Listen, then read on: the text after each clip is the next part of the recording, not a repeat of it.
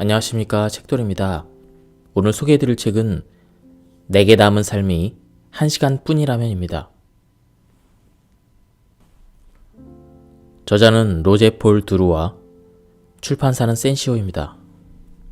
저자 소개를 간단하게 하겠습니다. 로제 폴 드루와 삶과 죽음의 의미, 인간과 세상의 본질에 대한 질문을 던지는 철학자이자 저널리스트이다.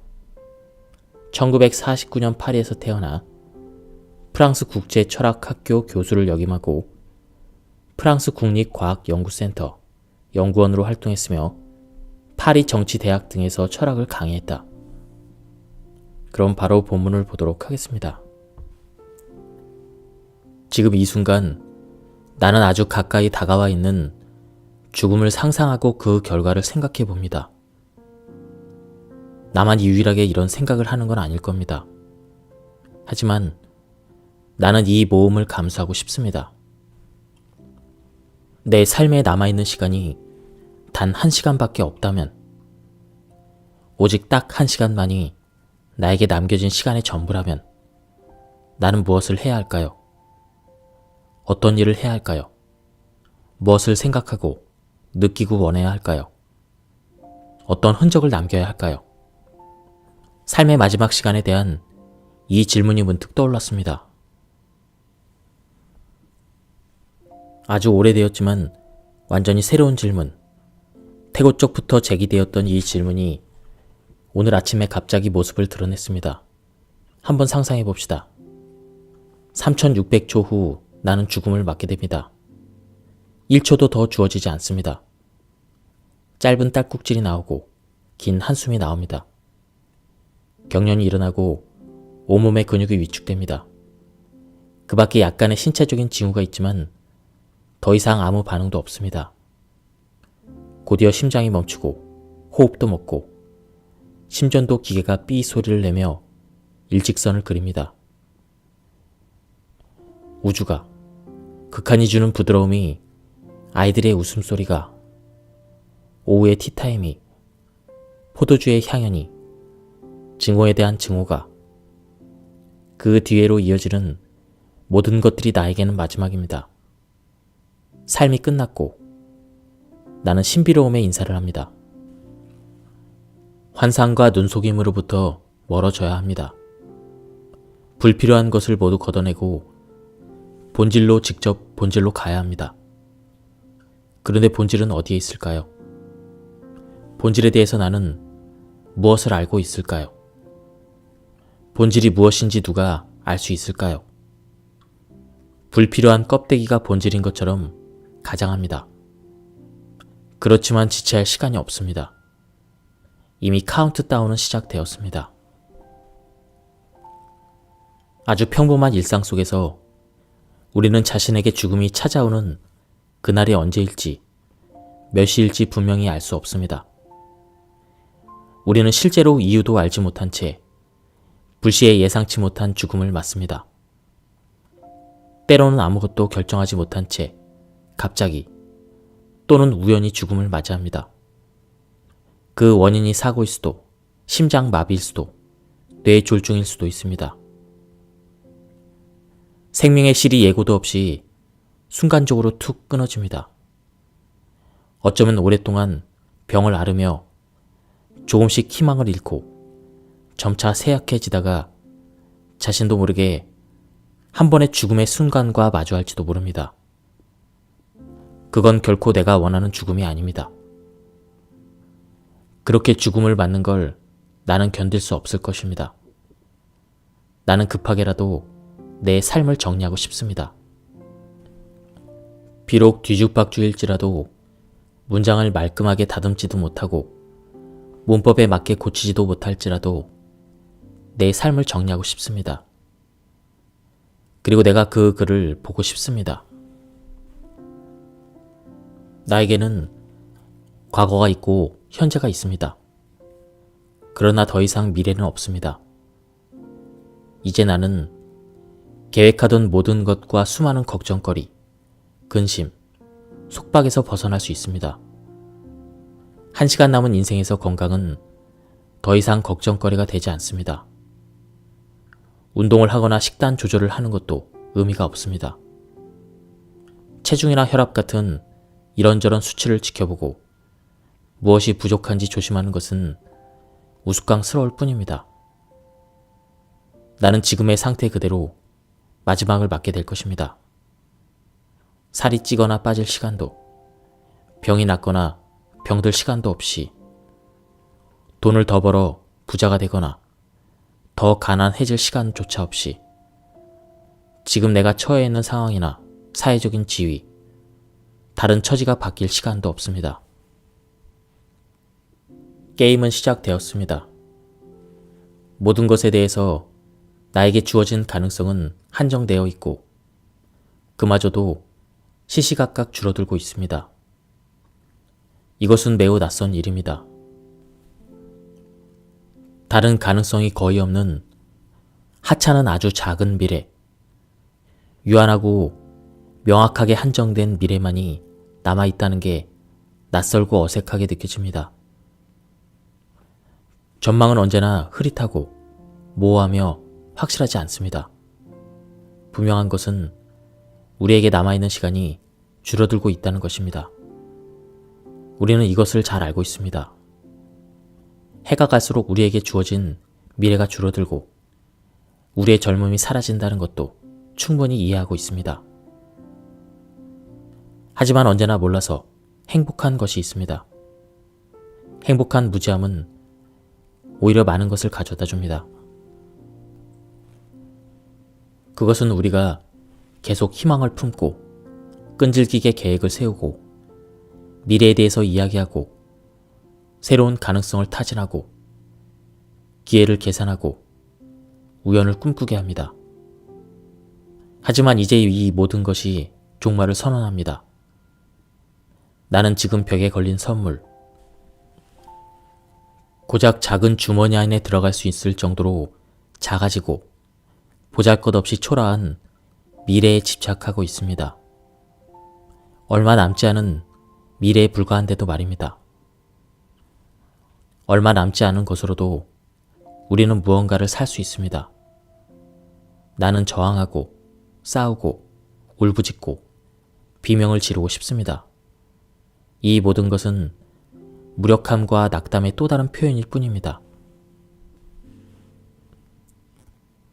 나에게 남아있는 시간을 직시해야 합니다. 다시 새롭게 시작해야 합니다. 나에게 남아있는 미래를 직시해야 합니다. 비록 나의 미래가 사라져 버렸다 해도 원망하거나 분노하기보다는 그 시간을 똑바로 바라보아야 합니다. 나에게 남은 삶이 단 1시간밖에 없다면 한정되어 있는 미래, 제한된 시간의 흐름은 나에게 아무 의미가 없을 것입니다. 준엄하게 정해진 단 1시간이 나에게 남아있을 뿐입니다. 우리는 살아가면서 언제나 시간이 많다고 믿습니다. 그래서 죽음 따위는 신경 쓰지 않은 채 스스로를 위로하고 언젠가를 상상하며 이야기합니다. 내일, 더 나중에, 내년에 이 일이 끝나면, 어른이 되었을 때, 더 나이가 들었을 때, 혹은 한가할 때, 병이 나았을 때, 마침내 혼자가 되었을 때, 또는 마침내 혼자가 아닐 때, 다음 주에, 10년 후에. 언젠가 나는 죽음을 맞게 됩니다. 나는 죽음이란 아주 먼 훗날의 일이라고 스스로에게 말하곤 합니다. 하지만 아주 오랜 후의 일이라고 해서 달라질 것이 있을까요? 1시간 후라는 확실성과 근접성은 마치 물이 턱 밑까지 차오르고 천장에서 낫이 나를 향해 떨어지는 것 같습니다. 시계추는 끊임없이 움직이고 에드거 앨런 포의 소설 속 인물처럼 바닥에 묶인 채 내 목을 향해 떨어지는 낫을 바라보고 있는 것 같습니다. 이 사실이 무엇을 바꿀 수 있을까요? 나는 잠시, 단지 아주 짧은 시간이라도 죽음의 순간을 미루기 위해 잔에 남은 한 모금, 한 숟가락, 단 한 번의 손길, 한 줄기의 빛, 한 줄기의 바람, 스쳐가는 향수, 그리고 나에게 주어질 수 있는 아주 작은 것들을 더 원하고 있습니다. 죽음이 이토록 가까이 있음을 알지 못한 채 우리는 웃음과 오래 살 수 있다는 희망, 질병에서 치유되고 나을 수 있다는 바람과 기적, 그 밖에 진부한 것들을 기대하고 있습니다. 그러나 이번에는 마지막 순간을 피할 수 없고 그 순간은 아주 가까이 와 있습니다. 인생은 박동 소리와 같습니다. 두 개의 박동 사이에 존재하는 짧은 시간입니다. 인생의 후속타입니다. 이후에도 계속되고 이전에도 존재했던 것입니다. 소멸과 소멸 사이의 고동 소리입니다. 아무것도 아닌 인생에 대해서 우리는 많은 의미를 부여하고 있습니다. 그 이유는 우리가 그것에 대해서 알지 못하기 때문입니다. 그것은 아무것도 아닌, 전혀 아무것도 아닌 그저 박동 소리일 뿐입니다. 하지만 그 박동 소리는 무엇을 두드리는 소리일까요? 무엇이 뛰는 소리일까요? 심장 박동일까요? 아니면 날개의 펄럭거림, 속눈썹의 깜빡임, 혹은 북을 두드리는 소리일까요? 인생은 박동 소리, 그 이외에 아무것도 아니라고 말하면 아주 간단합니다. 그러나 박동 소리를 정의하는 것보다 어려운 건 없습니다. 박동 소리는 손에 잡히지도 고정되어 있지도 않습니다. 그것은 그저 소멸 사이에 존재하는 진동이자 움직임이며 잠시 지나가는 것이자 아주 작은 한 조각, 또한 결코 어느 한쪽에 존재할 수 없는 것입니다. 박동은 그저 어느 한순간의 움직임일 뿐입니다. 순간과 순간 사이의 시간, 더하기에서 빼기로 혹은 빼기에서 더하기로, 위에서 아래로 혹은 아래에서 위로 지나가는 순간입니다. 들숨과 날숨, 수축기와 확장기, 켜기와 끄기가 끝없이 계속되는 것입니다. 인생은 끊임없이 두근두근 뛰고 고동치고 오고 가지만 우리는 그것을 볼 수 없습니다. 우리는 결코 박동 소리를 볼 수 없습니다. 그것을 시험해보고 통과하고 느낄 수 있지만 결코 그것을 바라볼 수 없습니다. 우리가 삶을 볼 수 없는 이유는 우리가 그 안에, 그 박동 속에 있기 때문입니다. 바다를, 산을, 지는 해를 바라보듯 갈매기가 나는 모습이나 말이 달리는 걸 관찰하듯 인생을 바라볼 수 있으려면 그 바깥에 있어야 합니다. 밖에서 주시할 때 우리는 비로소 알게 됩니다. 그러나 우리는 그 안에 항상 박동의 가운데 있습니다. 그래서 우리는 인생을 볼 수 없습니다. 우리는 아무것도 볼 수 없습니다. 앞에서 마주볼 수 없는 것은 태양과 죽음만이 아닙니다. 이유는 다르지만 인생도 그렇습니다. 왜냐하면 인생은 박동처럼 간격이자 틈이며 그 외에 아무것도 아니기 때문입니다. 육체, 호흡, 단어들 사이의 간격이며 간격의 틈과 연속, 하나의 박동 안에 흩어져 있는 속삭임이기 때문입니다. 그리고 어리석게도 우리가 행복이라고 부르는 것은 우리도 모르는 사이에 다소 비루하지만 운율적이고 강렬한 이 박동에 의해서 좌우되고 있습니다. 행복이란 단어가 무엇을 의미하는지 우리는 점점 더 무지해지고 있습니다. 행복은 연속적이고 어떤 굴곡도 없이 안정적이며 조금의 결함도 없는 상태가 아닙니다. 완전한 행복은 고정된 채 움직이지 않으며 천상의 황홀경이 끝없이 이어지고 결코 퇴색되지 않는 결정의 상태가 아닙니다. 행복이란 그저 시시하고 보잘것없는 것, 완전히 하찮은 것입니다. 완전한 행복은 어디에도 존재하지 않습니다. 그것은 인간이 한 번도 발을 들여놓지 못했던 곳, 저 너머 상상 속에 있는 가상의 낙원, 꿈속에서 보았던 에덴 동산에만 존재할 뿐입니다. 산다는 건 그런 것과는 전혀 다른 완전히 상이한 것입니다. 산다는 건 무수한 사건과 감동과 감정이 뒤죽박죽 얽힌 채 끊임없이 길게 이어지는 것입니다. 몽테뉴가 말했듯 기뻐하며 즐기는 것, 그리고 고생하며 애쓰는 것입니다. 황홀함과 비탄, 환희와 고독, 간질거리는 것과 역겨운 것, 이 모든 것이 언제나 두서없이 얽혀있는 것, 그것이 바로 삶입니다.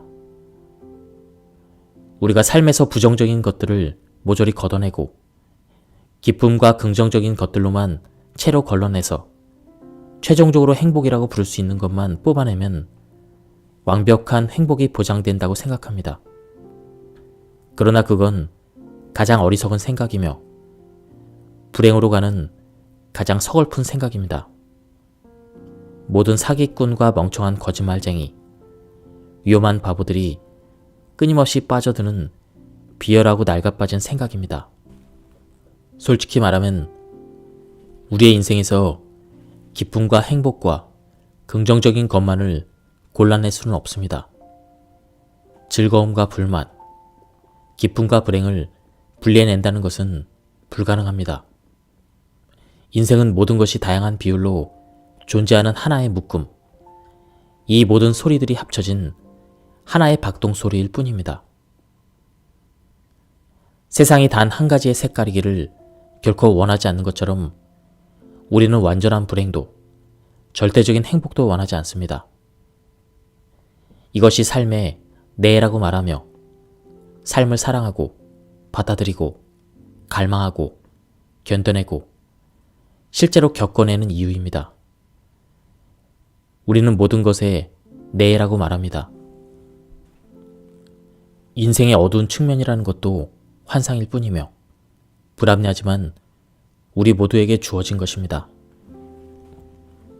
그렇다면 왜 오늘날 많은 이들이 완전하고 순수하며 절대적이고 완벽한 행복이 가능하다고 생각하는 실수를 범하게 된 걸까요? 왜 그렇게 된 것일까요?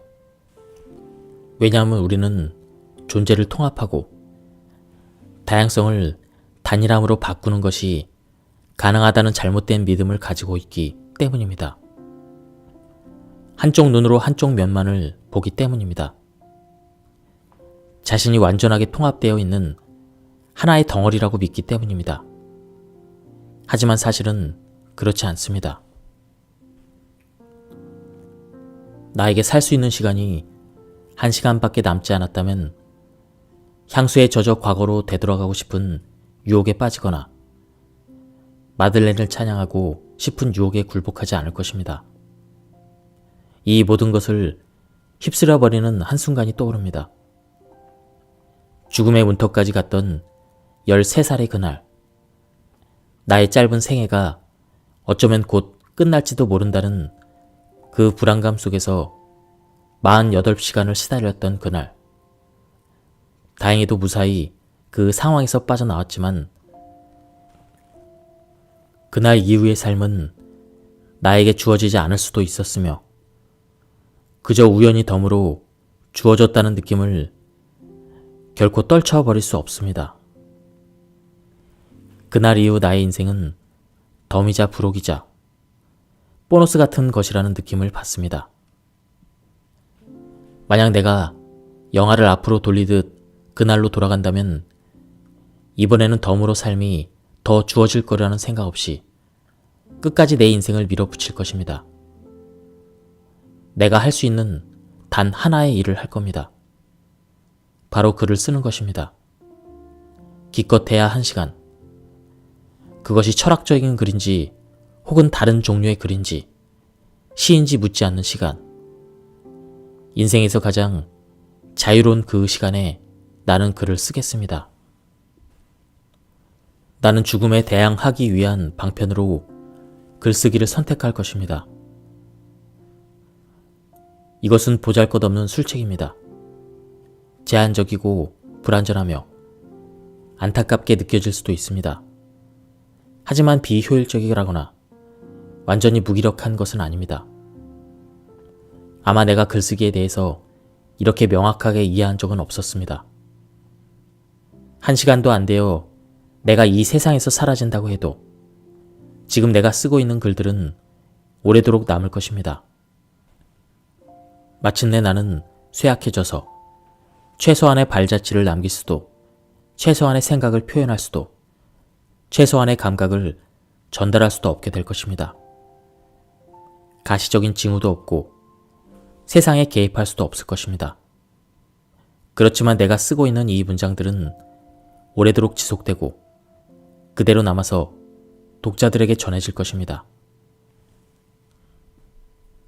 언젠가 운이 좋다면 빠른 시간 안에 어쩌면 수백 년 후에 독자들이 나의 글을 읽으며 어깨를 한번 쓱 하고 웃거나 혹은 눈물을 흘릴지도 모릅니다. 이것은 매우 낯선 경험입니다. 그리고 정말 그렇게 될지 궁금하기도 합니다. 이것이 내가 죽음을 정복했다는 의미는 아닙니다. 그러나 나의 글쓰기를 통해 죽음은 부분적으로는 좌절되고 뒤틀렸습니다. 고대의 어느 군인이 이집트 매춘굴의 벽에 썼던 글은 여전히 우리에게 전해지고 있습니다. 그는 분명 어느 날 밤 그 글을 썼을 것입니다. 우리는 그 군인이 어떤 사람인지 전혀 알지 못합니다. 그가 돈을 주고 샀던 여자에 대해서도, 그 상황에 대해서도, 그 순간에 대해서도 아무것도 모릅니다. 그러나 수백 년이 지났어도 그가 남긴 외설적인 말은 알고 있습니다. 마찬가지로 죄수들의 헛소리, 평범한 사람들의 기도문, 약사의 회계장부, 마술 공식, 분실된 희귀 증서, 쇼핑 목록, 주문서, 친구들 간의 농담과 법령이 전해집니다. 매번 글쓰기는 유일성과 영속을 허용하고 사라질 운명에 처한 순간을 거의 영원하게 만듭니다. 비록 유일성과 순간들이 거의 아무런 의미를 갖지 않는다고 해도, 비록 아무것도 그것들을 알아보지 못한다고 해도 마찬가지입니다. 우리는 글쓰기가 시간을 봉인한 거라고 말할 수는 없습니다. 정지된 채 움직이지 않는 것은 시간이 아닙니다. 시간은 계속 이어지고 그 흐름은 결코 멈추지 않습니다. 글쓰기를 통해 아주 작은 행위, 삶의 파편, 우리의 작은 몸짓까지 결정체로 남습니다. 그것들은 유일합니다. 일반적인 것이란 없습니다. 일반적인 것은 살아남지 못합니다. 유일한 것만이 영속합니다. 그래서 나는 순간과 의미의 알갱이들을 단단히 새겨놓고 싶습니다. 그 순간 굳어버린 한 줌의 먼지를 전달하고 싶습니다. 그 먼지는 어쩌면 그 먼지 위에 닿은 어느 시선을 통해 자신만의 방식대로 움직일 것이고, 세월이 한참 흐른 후에는 내가 알지 못하는 먼지가 될 것입니다. 내가 책을 쓰겠다고 생각한 것은 다른 이유에서입니다. 바로 우리가 거품 위에서 살고 있다는 것을 알게 되었기 때문입니다. 그 거품은 갑자기 터져서 흔적도 없이 사라질 때까지 견고하고 단단하고 흔들리지 않고 확고하며 무지갯빛으로 반짝입니다. 우리가 거품 위에서 살고 있고 언젠가 그 거품이 꺼질 거라는 사실을 알고 있는 한 우리는 거품 위에서 살 수 있습니다. 언젠가는 터져서 사라져 버리겠지만 이 순간에는 가능한 한 고요하게 수행할 수 있습니다. 꺼지지 않고 유지되는 한 거품은 완전하고 농밀하고 다채로운 것처럼 보입니다. 너무나 존재감이 강하고 단단해서 갑자기 사라질 수 있다는 것을 상상조차 할 수 없습니다. 거품이 위태롭고 한없이 얇고 투명하다는 것을 알지만 거품이 터질 거라는 사실을 바꿀 수는 없습니다. 삶과 죽음 사이에 상상할 수 없는 경계선이 놓여 있습니다. 그 경계선은 편지하지만 우리는 그것을 감지할 수도 뛰어넘을 수도 없습니다. 하지만 단숨에 그 경계를 통과할 수도 있습니다. 지극히 단순하지만 명확하게 파악하는 것은 불가능합니다. 이제 거품이 정해진 기한 내에 아주 짧으면서도 피할 수 없는 그 시간 안에 터질 거라는 걸 나는 분명히 알고 있습니다. 이 사실을 잊어서는 안 됩니다. 그 때문에 주눅이 들거나 용기가 꺾여서도 안 됩니다. 죽음 이후에 무슨 일이 일어나는지 우리는 알지 못합니다.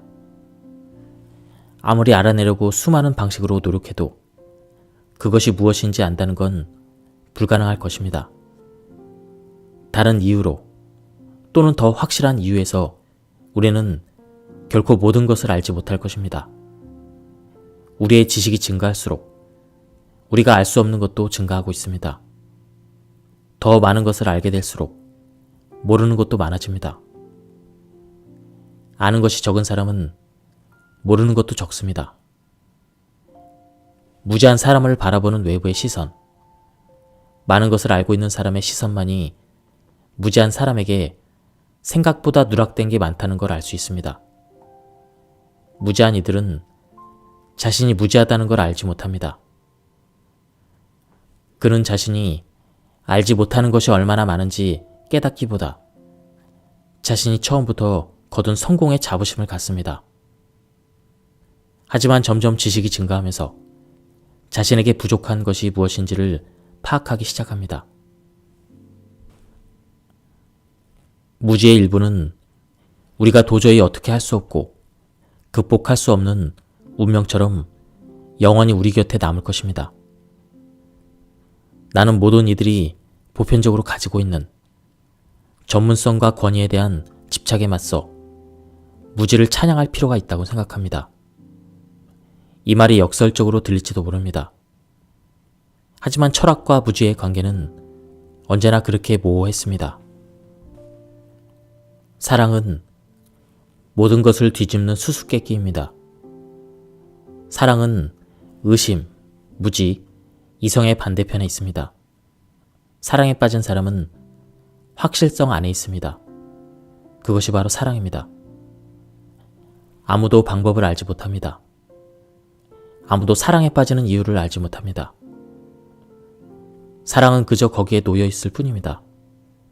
대립도 없고 이면도 없습니다.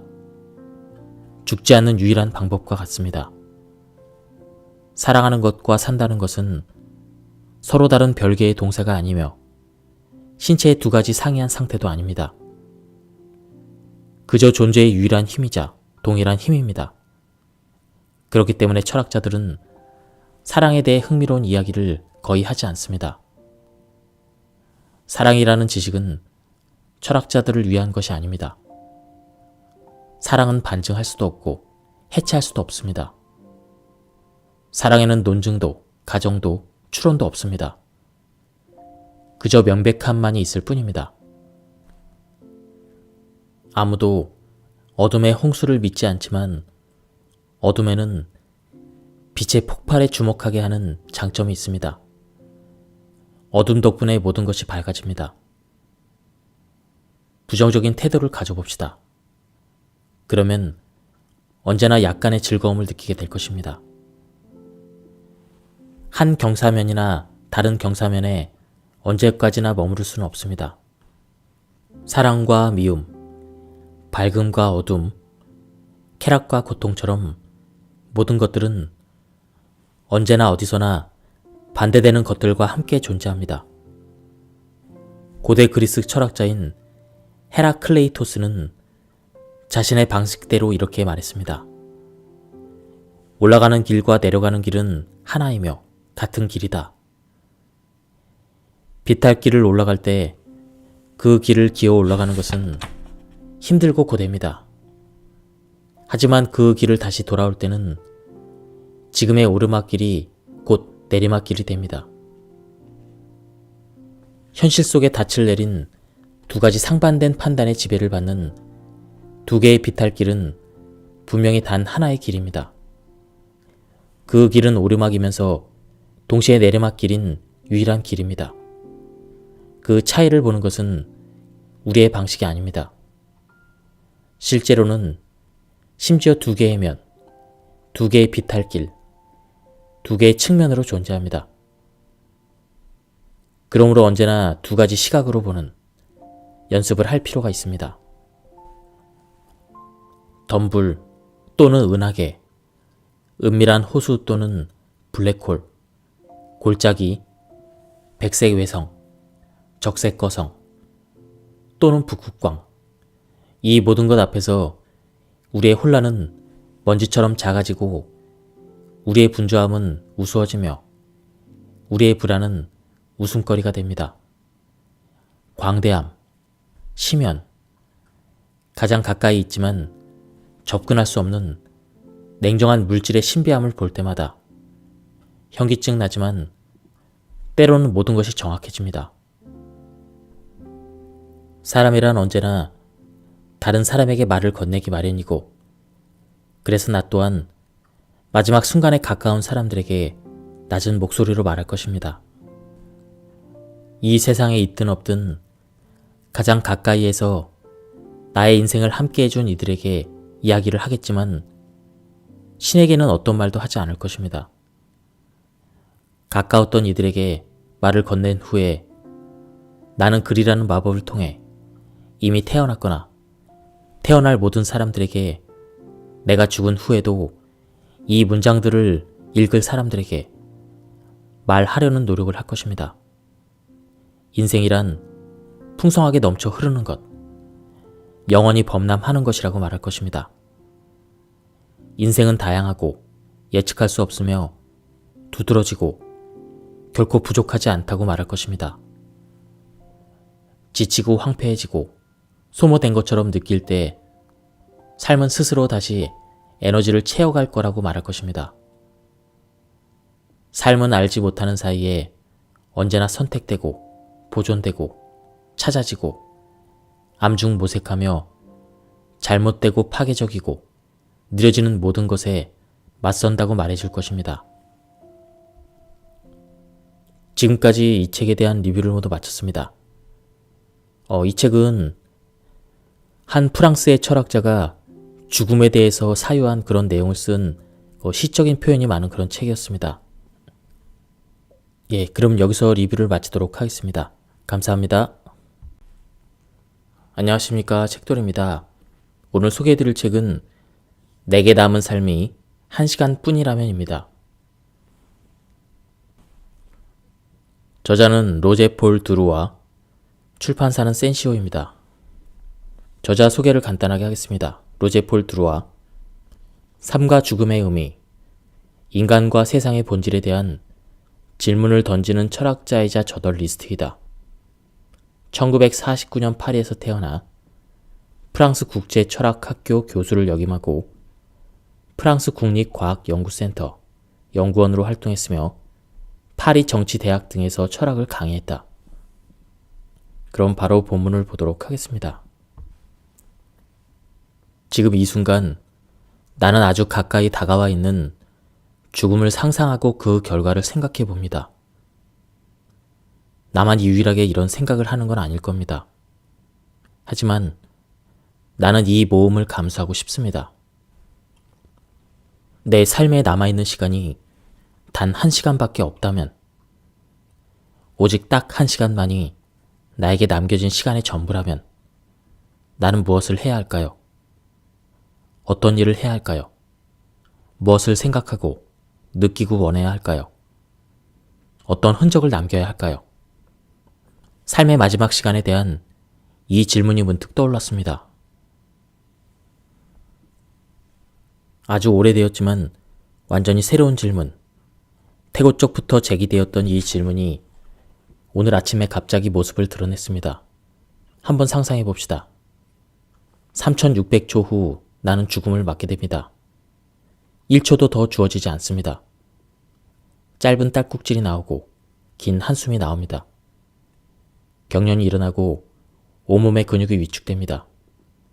그 밖에 약간의 신체적인 징후가 있지만 더 이상 아무 반응도 없습니다. 곧이어 심장이 멈추고 호흡도 멎고 심전도 기계가 삐 소리를 내며 일직선을 그립니다. 우주가, 극한이 주는 부드러움이, 아이들의 웃음소리가, 오후의 티타임이, 포도주의 향연이, 증오에 대한 증오가, 그 뒤에로 이어지는 모든 것들이 나에게는 마지막입니다. 삶이 끝났고 나는 신비로움에 인사를 합니다. 환상과 눈속임으로부터 멀어져야 합니다.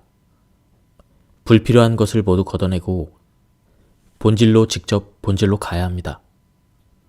그런데 본질은 어디에 있을까요? 본질에 대해서 나는 무엇을 알고 있을까요? 본질이 무엇인지 누가 알 수 있을까요? 불필요한 껍데기가 본질인 것처럼 가장합니다. 그렇지만 지체할 시간이 없습니다. 이미 카운트다운은 시작되었습니다. 아주 평범한 일상 속에서 우리는 자신에게 죽음이 찾아오는 그날이 언제일지, 몇 시일지 분명히 알 수 없습니다. 우리는 실제로 이유도 알지 못한 채 불시에 예상치 못한 죽음을 맞습니다. 때로는 아무것도 결정하지 못한 채 갑자기 또는 우연히 죽음을 맞이합니다. 그 원인이 사고일 수도, 심장 마비일 수도, 뇌 졸중일 수도 있습니다. 생명의 실이 예고도 없이 순간적으로 툭 끊어집니다. 어쩌면 오랫동안 병을 앓으며 조금씩 희망을 잃고 점차 쇠약해지다가 자신도 모르게 한 번의 죽음의 순간과 마주할지도 모릅니다. 그건 결코 내가 원하는 죽음이 아닙니다. 그렇게 죽음을 맞는 걸 나는 견딜 수 없을 것입니다. 나는 급하게라도 내 삶을 정리하고 싶습니다. 비록 뒤죽박죽일지라도 문장을 말끔하게 다듬지도 못하고 문법에 맞게 고치지도 못할지라도 내 삶을 정리하고 싶습니다. 그리고 내가 그 글을 보고 싶습니다. 나에게는 과거가 있고 현재가 있습니다. 그러나 더 이상 미래는 없습니다. 이제 나는 계획하던 모든 것과 수많은 걱정거리, 근심, 속박에서 벗어날 수 있습니다. 1시간 남은 인생에서 건강은 더 이상 걱정거리가 되지 않습니다. 운동을 하거나 식단 조절을 하는 것도 의미가 없습니다. 체중이나 혈압 같은 이런저런 수치를 지켜보고 무엇이 부족한지 조심하는 것은 우스꽝스러울 뿐입니다. 나는 지금의 상태 그대로 마지막을 맞게 될 것입니다. 살이 찌거나 빠질 시간도, 병이 낫거나 병들 시간도 없이, 돈을 더 벌어 부자가 되거나 더 가난해질 시간조차 없이, 지금 내가 처해 있는 상황이나 사회적인 지위, 다른 처지가 바뀔 시간도 없습니다. 게임은 시작되었습니다. 모든 것에 대해서 나에게 주어진 가능성은 한정되어 있고 그마저도 시시각각 줄어들고 있습니다.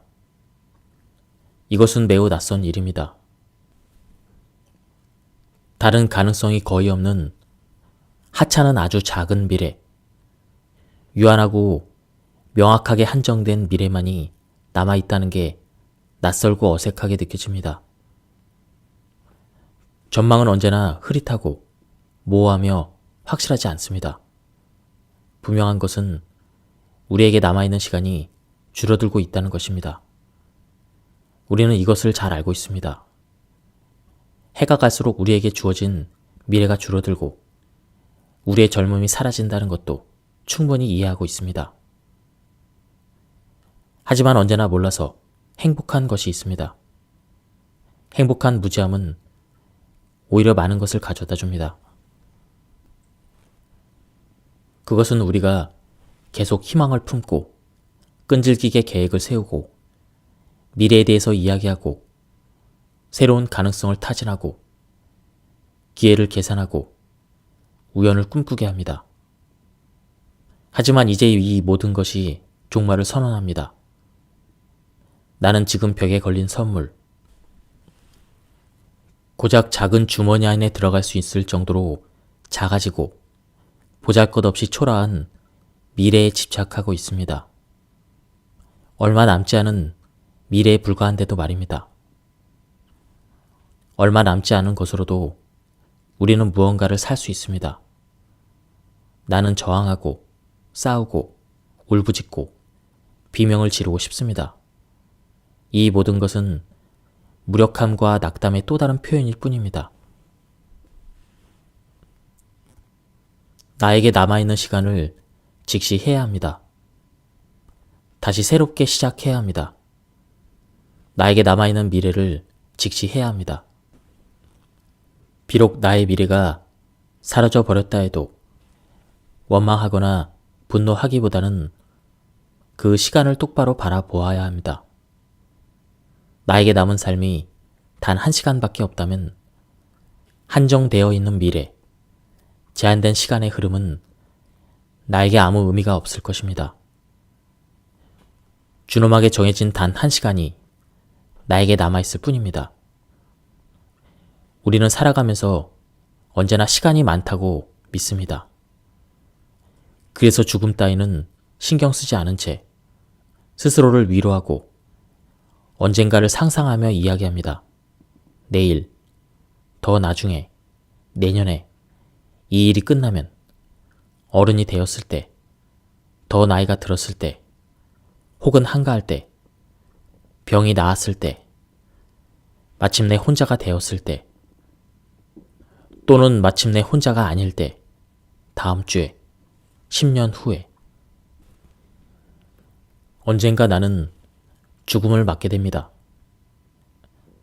나는 죽음이란 아주 먼 훗날의 일이라고 스스로에게 말하곤 합니다. 하지만 아주 오랜 후의 일이라고 해서 달라질 것이 있을까요? 1시간 후라는 확실성과 근접성은 마치 물이 턱 밑까지 차오르고 천장에서 낫이 나를 향해 떨어지는 것 같습니다. 시계추는 끊임없이 움직이고 에드거 앨런 포의 소설 속 인물처럼 바닥에 묶인 채 내 목을 향해 떨어지는 낫을 바라보고 있는 것 같습니다. 이 사실이 무엇을 바꿀 수 있을까요? 나는 잠시, 단지 아주 짧은 시간이라도 죽음의 순간을 미루기 위해 잔에 남은 한 모금, 한 숟가락, 단 한 번의 손길, 한 줄기의 빛, 한 줄기의 바람, 스쳐가는 향수, 그리고 나에게 주어질 수 있는 아주 작은 것들을 더 원하고 있습니다. 죽음이 이토록 가까이 있음을 알지 못한 채 우리는 웃음과 오래 살 수 있다는 희망, 질병에서 치유되고 나을 수 있다는 바람과 기적, 그 밖에 진부한 것들을 기대하고 있습니다. 그러나 이번에는 마지막 순간을 피할 수 없고 그 순간은 아주 가까이 와 있습니다. 인생은 박동 소리와 같습니다. 두 개의 박동 사이에 존재하는 짧은 시간입니다. 인생의 후속타입니다. 이후에도 계속되고 이전에도 존재했던 것입니다. 소멸과 소멸 사이의 고동 소리입니다.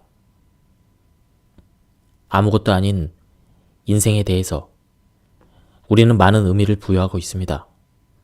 그 이유는 우리가 그것에 대해서 알지 못하기 때문입니다. 그것은 아무것도 아닌, 전혀 아무것도 아닌 그저 박동 소리일 뿐입니다. 하지만 그 박동 소리는 무엇을 두드리는 소리일까요? 무엇이 뛰는 소리일까요? 심장 박동일까요? 아니면 날개의 펄럭거림, 속눈썹의 깜빡임, 혹은 북을 두드리는 소리일까요? 인생은 박동소리. 그 이외에 아무것도 아니라고 말하면 아주 간단합니다.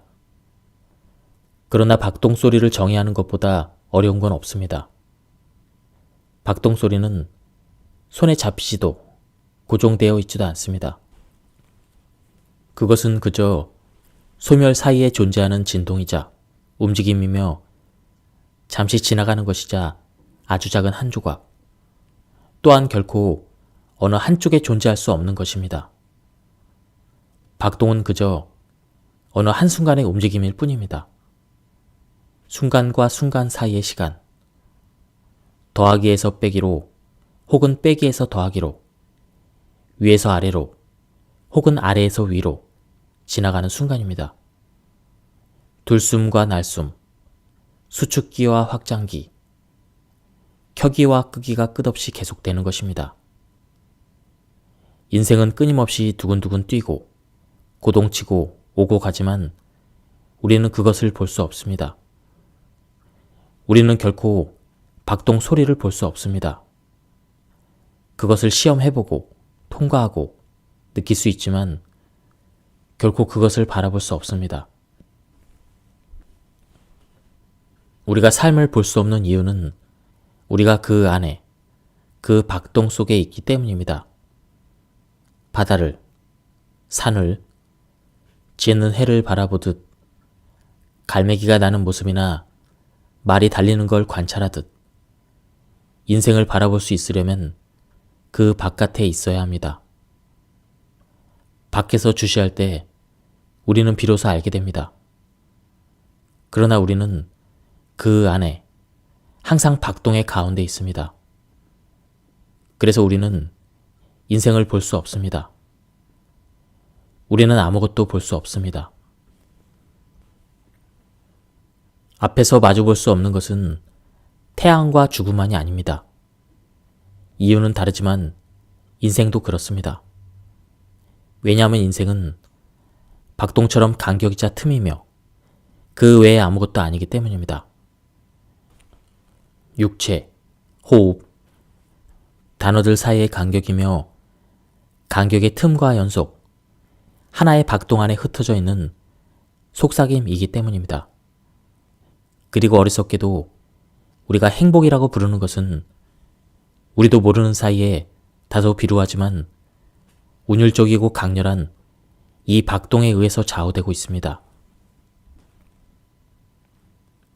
행복이란 단어가 무엇을 의미하는지 우리는 점점 더 무지해지고 있습니다.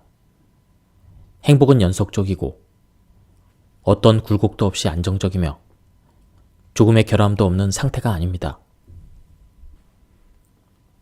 완전한 행복은 고정된 채 움직이지 않으며 천상의 황홀경이 끝없이 이어지고 결코 퇴색되지 않는 결정의 상태가 아닙니다. 행복이란 그저 시시하고 보잘것없는 것, 완전히 하찮은 것입니다. 완전한 행복은 어디에도 존재하지 않습니다. 그것은 인간이 한 번도 발을 들여놓지 못했던 곳, 저 너머 상상 속에 있는 가상의 낙원, 꿈속에서 보았던 에덴 동산에만 존재할 뿐입니다. 산다는 건 그런 것과는 전혀 다른 완전히 상이한 것입니다. 산다는 건 무수한 사건과 감동과 감정이 뒤죽박죽 얽힌 채 끊임없이 길게 이어지는 것입니다.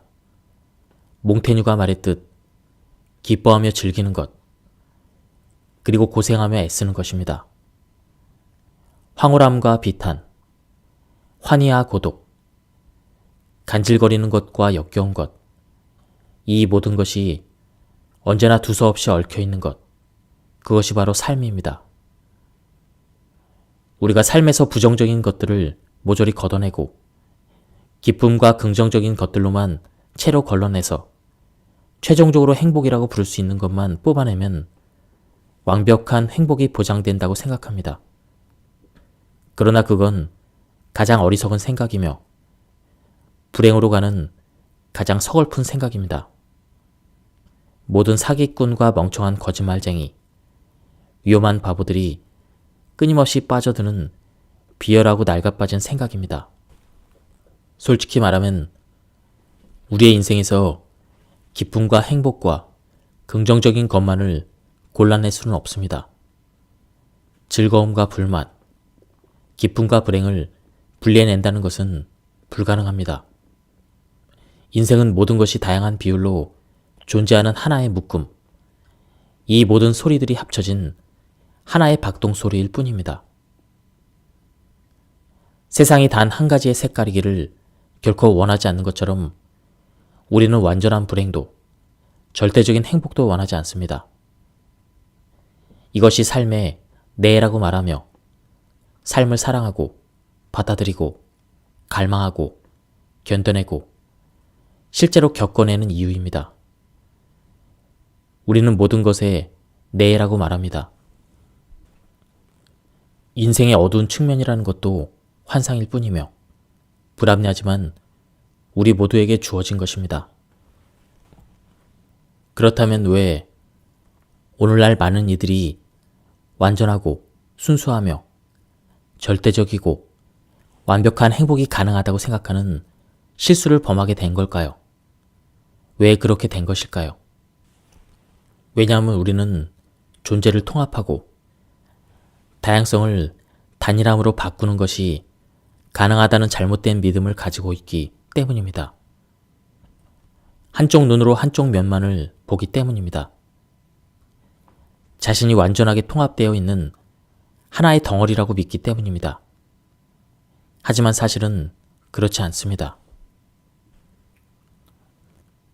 나에게 살 수 있는 시간이 1시간밖에 남지 않았다면 향수에 젖어 과거로 되돌아가고 싶은 유혹에 빠지거나 마들렌을 찬양하고 싶은 유혹에 굴복하지 않을 것입니다. 이 모든 것을 휩쓸어버리는 한순간이 떠오릅니다. 죽음의 문턱까지 갔던 13살의 그날, 나의 짧은 생애가 어쩌면 곧 끝날지도 모른다는 그 불안감 속에서 48시간을 시달렸던 그날, 다행히도 무사히 그 상황에서 빠져나왔지만 그날 이후의 삶은 나에게 주어지지 않을 수도 있었으며 그저 우연히 덤으로 주어졌다는 느낌을 결코 떨쳐버릴 수 없습니다. 그날 이후 나의 인생은 덤이자 부록이자 보너스 같은 것이라는 느낌을 받습니다.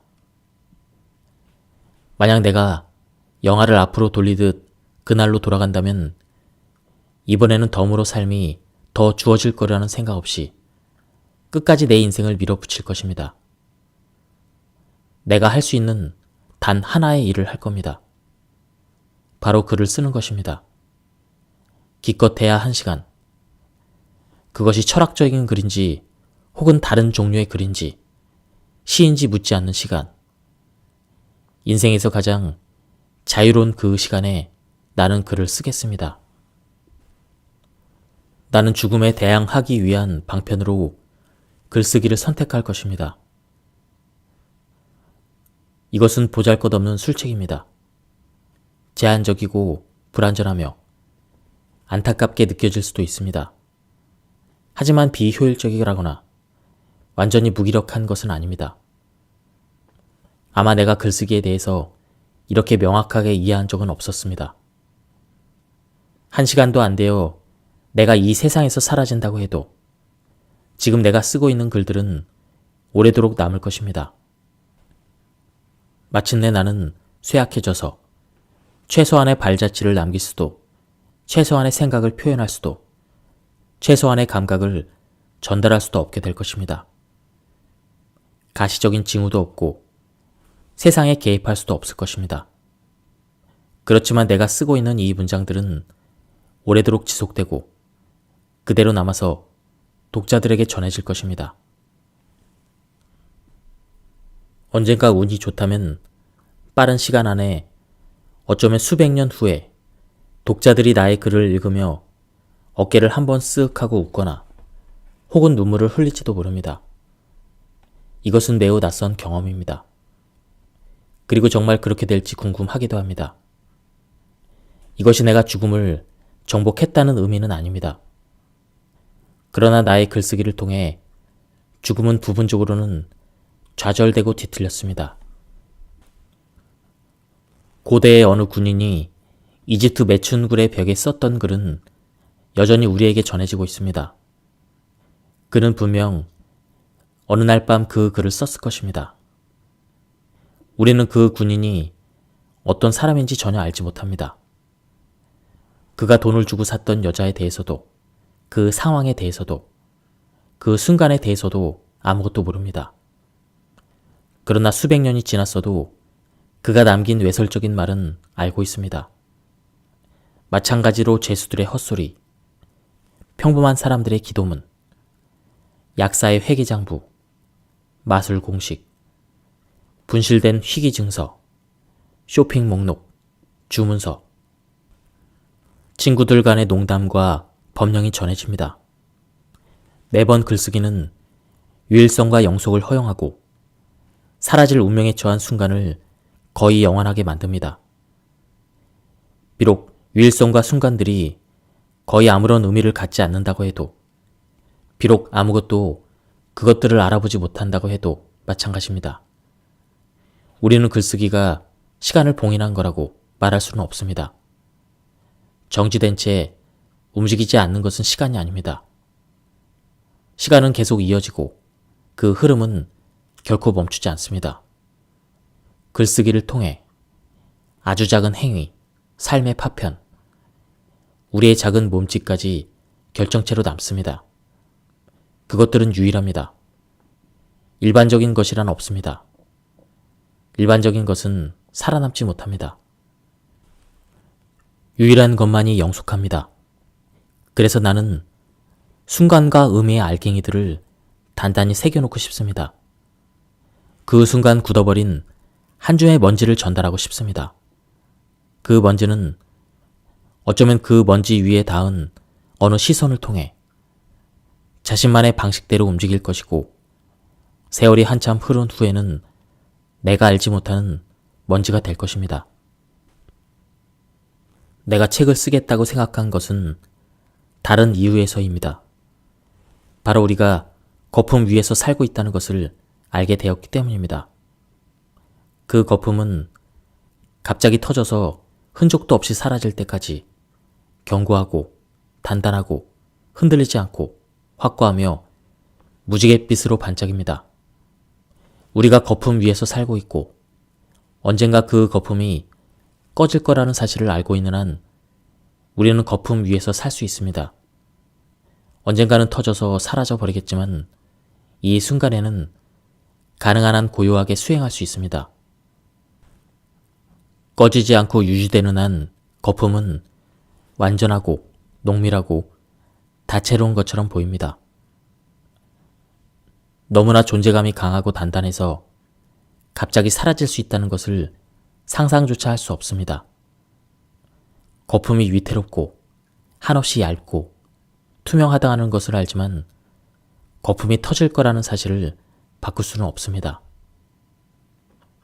삶과 죽음 사이에 상상할 수 없는 경계선이 놓여 있습니다.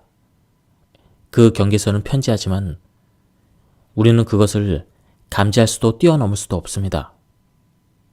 하지만 단숨에 그 경계를 통과할 수도 있습니다.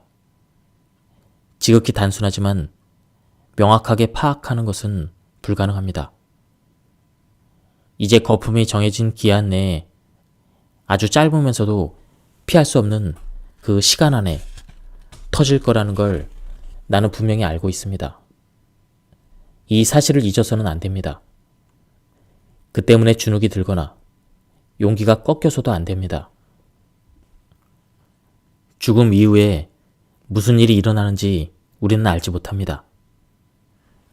아무리 알아내려고 수많은 방식으로 노력해도 그것이 무엇인지 안다는 건 불가능할 것입니다. 다른 이유로 또는 더 확실한 이유에서 우리는 결코 모든 것을 알지 못할 것입니다. 우리의 지식이 증가할수록 우리가 알 수 없는 것도 증가하고 있습니다. 더 많은 것을 알게 될수록 모르는 것도 많아집니다. 아는 것이 적은 사람은 모르는 것도 적습니다. 무지한 사람을 바라보는 외부의 시선, 많은 것을 알고 있는 사람의 시선만이 무지한 사람에게 생각보다 누락된 게 많다는 걸 알 수 있습니다. 무지한 이들은 자신이 무지하다는 걸 알지 못합니다. 그는 자신이 알지 못하는 것이 얼마나 많은지 깨닫기보다 자신이 처음부터 거둔 성공의 자부심을 갖습니다.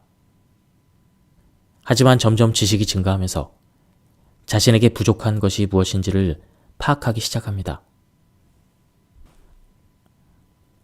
무지의 일부는 우리가 도저히 어떻게 할 수 없고 극복할 수 없는 운명처럼 영원히 우리 곁에 남을 것입니다.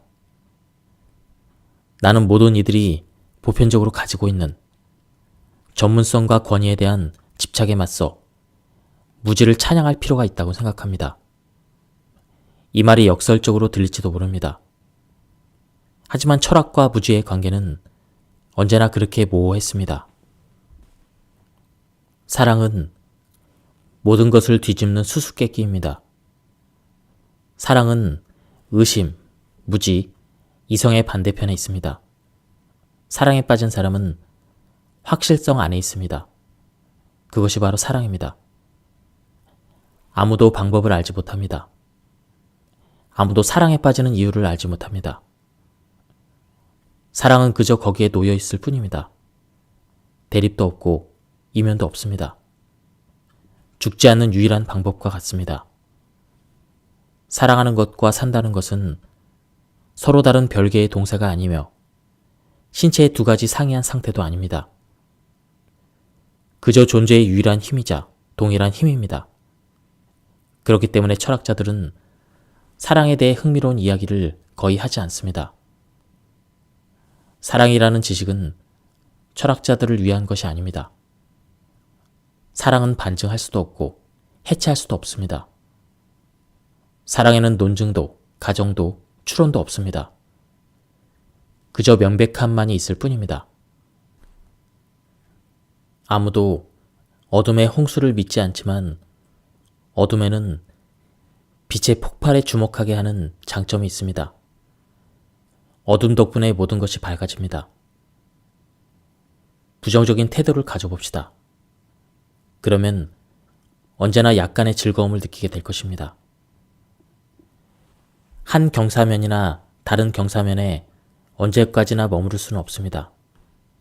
사랑과 미움, 밝음과 어둠, 쾌락과 고통처럼 모든 것들은 언제나 어디서나 반대되는 것들과 함께 존재합니다.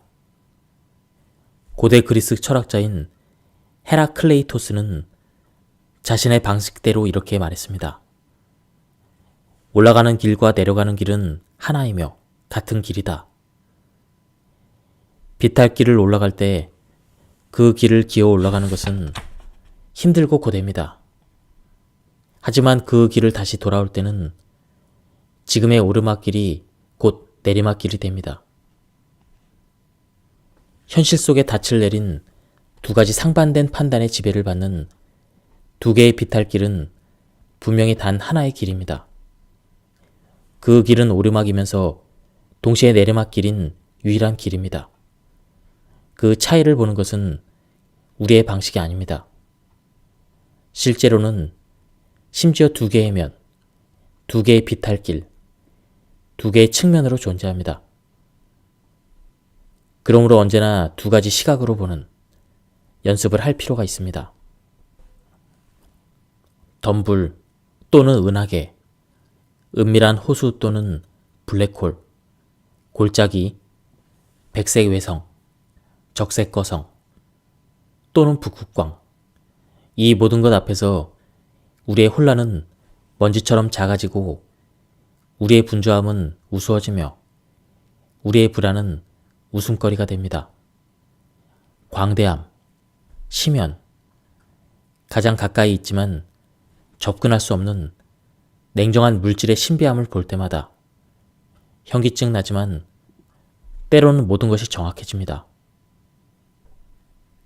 사람이란 언제나 다른 사람에게 말을 건네기 마련이고 그래서 나 또한 마지막 순간에 가까운 사람들에게 낮은 목소리로 말할 것입니다.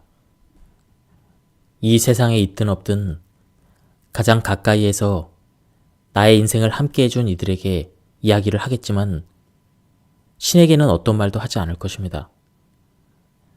가까웠던 이들에게 말을 건넨 후에 나는 글이라는 마법을 통해 이미 태어났거나 태어날 모든 사람들에게 내가 죽은 후에도 이 문장들을 읽을 사람들에게 말하려는 노력을 할 것입니다.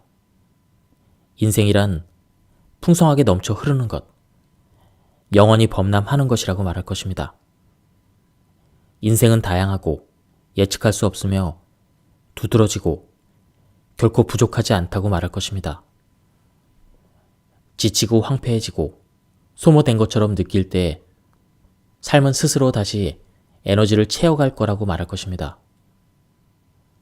삶은 알지 못하는 사이에 언제나 선택되고 보존되고 찾아지고 암중모색하며 잘못되고 파괴적이고 느려지는 모든 것에 맞선다고 말해줄 것입니다.